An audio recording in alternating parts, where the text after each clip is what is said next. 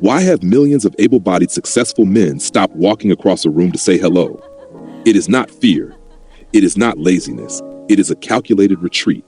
The dating market is not just changing. It is structurally collapsing. Here are 4 brutal, unvarnished truths explaining why men are silently opting out of a game that is rigged against them. To understand this mass exodus, we have to strip away the platitudes.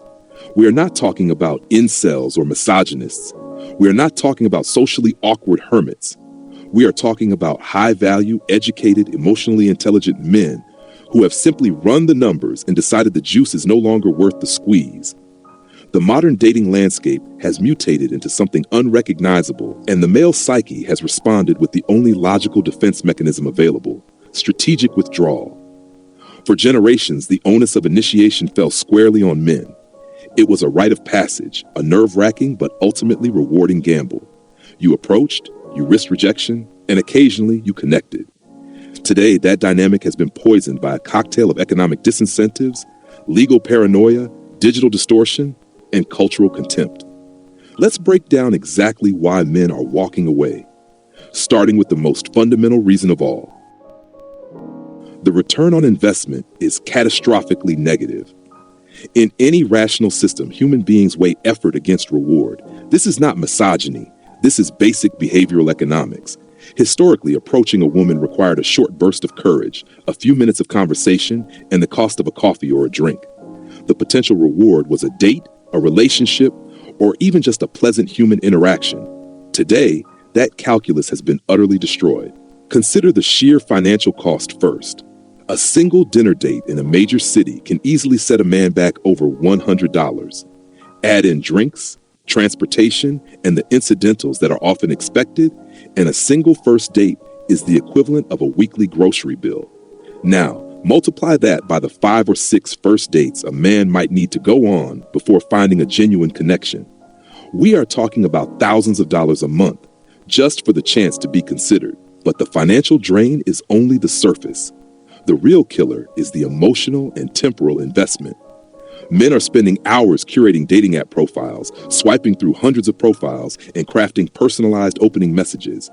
And what do they get in return? Radio silence, one-word answers, ghosting after 3 days of seemingly great conversation, flakiness that borders on the pathological. Modern men have realized that they are essentially applying for a job that offers no salary, no benefits, and a high probability of termination without notice. They are asked to be the entertainer, the provider, the security guard, and the therapist, all while being told that their masculine traits are toxic. When a man approaches today, he is not just risking rejection, he is risking his financial stability and his emotional bandwidth for a demographic that often views his efforts as an obligation rather than a gift. The ROI is so deeply negative that the only winning move is not to play. The legal and social liability has become a minefield. This is the elephant in the room that no one wants to talk about. Outside of the purely financial cost, there is a far more terrifying deterrent for the modern man: the risk of total social and professional annihilation. We have created a culture where a single misinterpreted glance, a poorly worded compliment, or an awkward advance can be weaponized in ways that were unimaginable 20 years ago. Now, let me be extremely clear. Holding predators accountable is a moral imperative, and the Me Too movement corrected centuries of injustice. However, the pendulum has swung so far that it has created a chilling effect on normal, well-intentioned men. The line between flirting and harassment has become so blurred that many men have decided it is simply not worth the risk. A woman can claim she felt uncomfortable, and in the court of public opinion, and increasingly in corporate HR departments, that accusation is treated as conviction. Consider the workplace. A man might see a woman in the break room, find her attractive, and consider asking her for a coffee. But in the back of his mind, he hears a voice. What if she takes it the wrong way? What if she complains to HR? What if my reputation is ruined over a misunderstanding? That voice is so loud that it has paralyzed an entire generation of men.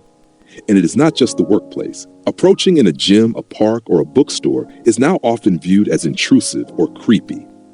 Men have watched viral videos where a simple hello is met with hostility, shaming, and even being recorded and posted online for the world to mock. The asymmetry is staggering.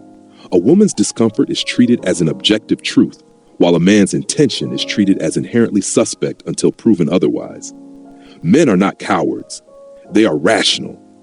When the cost of a false accusation or a misunderstood advance is your career, your social circle, and your mental health, the prudent choice is to stay silent. They are not opting out because they are bitter. They are opting out because they are terrified. And terror is not a fertile ground for romance.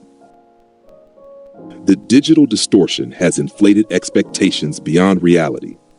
If you want to understand why the dating market has collapsed, you have to look at the smartphone in your pocket. Dating apps have done something insidious.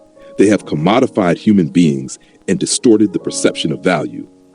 For women, particularly those in urban areas, the experience of a dating app is akin to a shopping spree at a luxury boutique. For the average man, it is scrolling through a ghost town. The statistics are damning. The top 10% of men on apps receive over 50% of all female likes. A woman who is a 6 in the real world is treated like a 9 on an app because she is flooded with attention from men who are statistically out of her league. This constant validation creates a cognitive bias. Women begin to internalize this inflated attention as their baseline reality. They start to believe that the 9s and 10s they match with are their actual league. And the average man, the 6 or 7 who works hard and is kind, becomes invisible. So, when a man approaches a woman in real life, he is not competing against the other guys in the bar. He is competing against the 500 matches she has waiting for her on Tinder, the 200 Instagram DMs she hasn't read, and the hyper-idealized fantasy men she sees curated on her feed. He is judged against a pixelated phantom.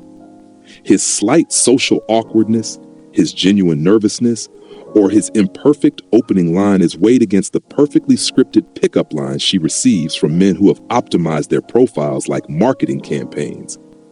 This dynamic breeds a profound sense of futility. Men have realized that no matter how much they work on themselves, whether they hit the gym, get a promotion, or cultivate hobbies, they are often competing against a fictional standard that no real human can meet. The reward for approaching a woman who has been algorithmically conditioned to see you as mid is almost certainly rejection. So why try? It's a rigged game where the house always wins, and the house is the algorithm. The gratitude deficit and the demonization of masculinity. Perhaps the most psychologically devastating truth is the profound lack of appreciation that men feel. For centuries, the masculine role, provider, protector, initiator, was honored, or at least respected. Even if a man was rejected, the act of stepping forward was seen as chivalrous. Today, that same act is often met with suspicion, resentment, or outright contempt. Men are constantly told to be vulnerable and open up, yet when they do, they are often punished for it. They are told to bring something to the table, but when they bring their paycheck, their stability, or their emotional labor, they are told that these things are bare minimum and not impressive. They are told to be a gentleman, but when they hold the door open or offer to pay, they are accused of being performative or trying to buy affection.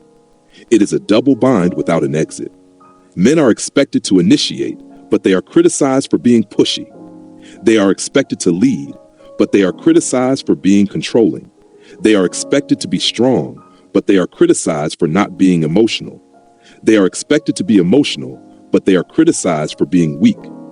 The goalposts are constantly moving, and no matter what a man does, he seems to be doing it wrong.